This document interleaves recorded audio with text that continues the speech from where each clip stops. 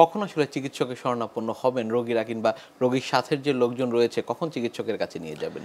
আমরা বলি যে কারো যদি জ্বর থাকে, সাথে মাথা ব্যথা থাকে এবং দেখেন যে তার হচ্ছে মাথা ব্যথাটা খুব তীব্র, তাহলেই আপনি ডাক্তারের পরামর্শ নেবেন।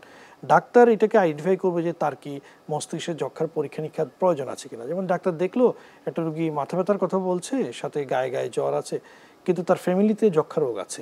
আচ্ছা, যক্ষা রোগ তো ছোঁয়াচে রোগ, একজন থেকে আরেকজনের ছড়ে যায়, সুতরাং ডাক্তার কিন্তু সাথে সাথে যক্ষার পরীক্ষায় চলে যাবে। ডাক্তার দেখলো যে মাথা ব্যথা আছে, রুগীর কিন্তু ডায়াবেটিস হাই, সুগারের কন্ট্রোল নেই, তখন কিন্তু সে এটা সাসপেক্ট করবে। তো আপনার মাথা ব্যথা থাকলে, যে কারই মাথা ব্যথা থাকলে এবং সাথে সাথে যদি তীব্র হয়, চোখে ঝাপসা দেখেন, ভুল বকছেন, আর দেরি না করে ডাক্তারের পরামর্শ নেন। নিশ্চয়ই। পরীক্ষা নিরীক্ষার বিষয়গুলো যদি একটু আপনার কাছ থেকে বিস্তারিতভাবে জানতে পারি, কিভাবে আসলে নির্ধারণ করবেন যে এই যক্ষা রোগটি মস্তিষ্কে হয়েছে? মস্তিষ্কে যক্ষা রোগের যে পরীক্ষা, এটাকে আমরা মূলত দুইটি ধাপে করি। একটা হচ্ছে রুটিন ইনভেস্টিগেশন, আর একটা হচ্ছে স্পেসিফিক ইনভেস্টিগেশন।